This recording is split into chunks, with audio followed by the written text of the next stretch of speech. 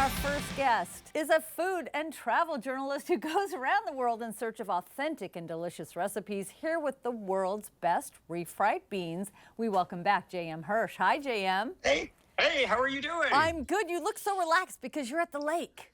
It's lake life. It's summertime. I love that. And I see that you serve breakfast and dinner, but not lunch. No lunch. No lunch. I like to save all of it for dinner. And you have fresh eggs. I love your signs. Exactly. Okay, so you just got back from Mexico, and you learned a lot.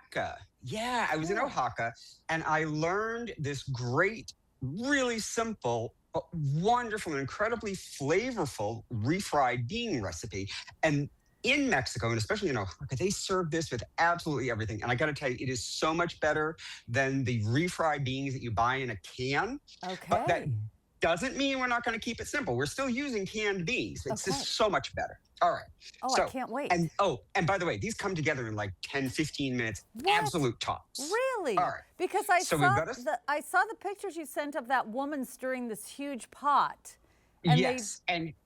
Oh, there it is. She spent an awful lot of time doing it, I got to tell you. But you know what? She was making enough to feed an army, as you can see. Yes, exactly. And if we're just making it for ourselves, it's so much faster, so much easier, but just as delicious. Okay. So what did I miss when I was looking at the picture of the woman? All we've got in here is about half of a small red, yellow, white, whatever onion you want. Okay. With a little bit of olive oil and some salt.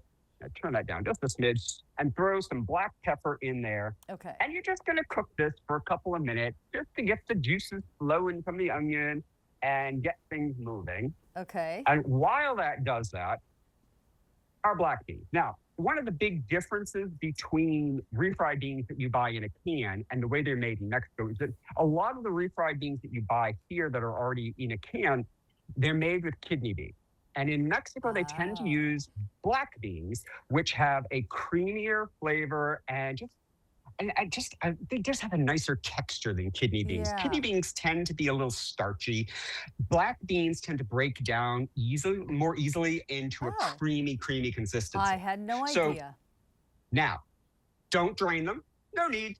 Throw them right in with your onion. Okay, JM. No need. But isn't the stuff that you can make aquafaba with, isn't that the thing that gives you bloatedness though?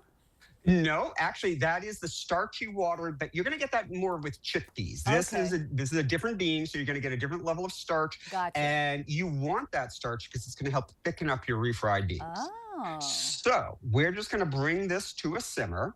And while it simmers, we're going to throw in a couple cloves of garlic.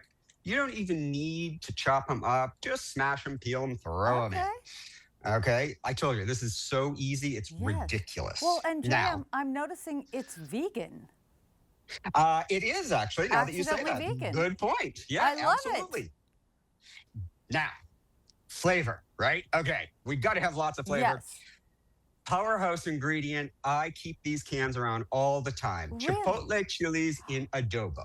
Now, they come in these little small cans. It's usually, 8 or 10 Chipotle chilies in the can, and then they have this adobo sauce. Okay. Now, Chipotles they're smoked and dried jalapeno peppers that are then packed in this kind of a rich tomatoey spicy sauce. Not too spicy, but you can control the spice.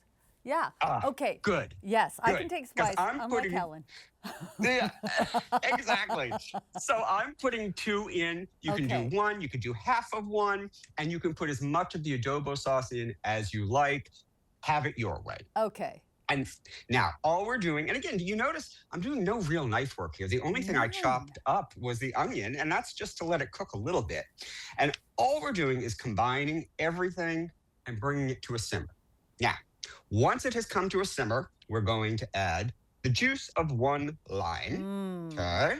Because that is a nice bright note that just sharpens everything, highlights all the other flavors. It's just yummy. Yes. So we're going to put that in. And at this point, we're pretty much done. What? It's that simple. So now what we're going to do, we're going to turn off our heat.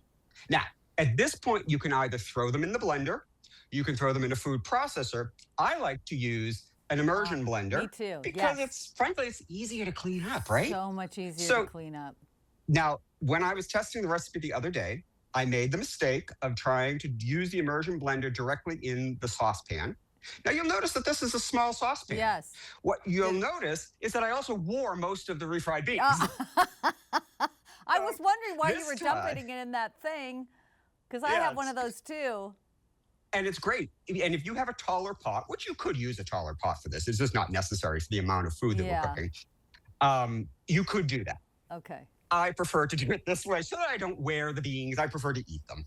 Me and too. then Okay. just puree them. Wow. And they're going to get rich and creamy.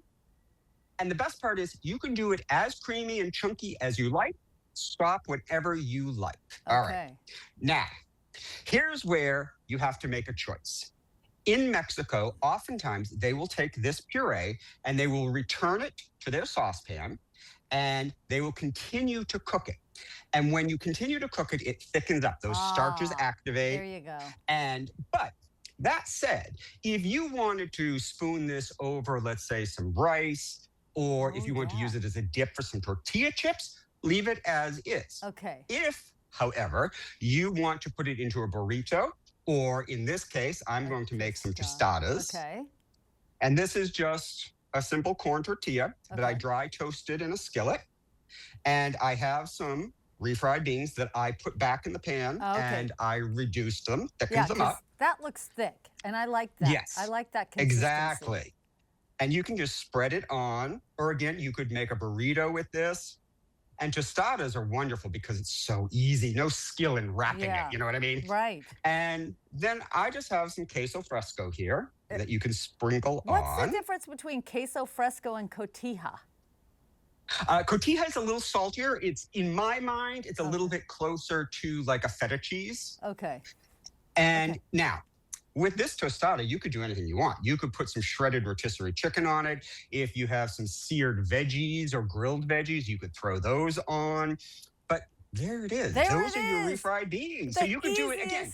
Refried beans in the world. Or not. I love it. I am going to make this as soon as I can. Thank you, JM. It is so good. Oh, and I'll have the recipe on our website, and we will be right back with more AM Northwest.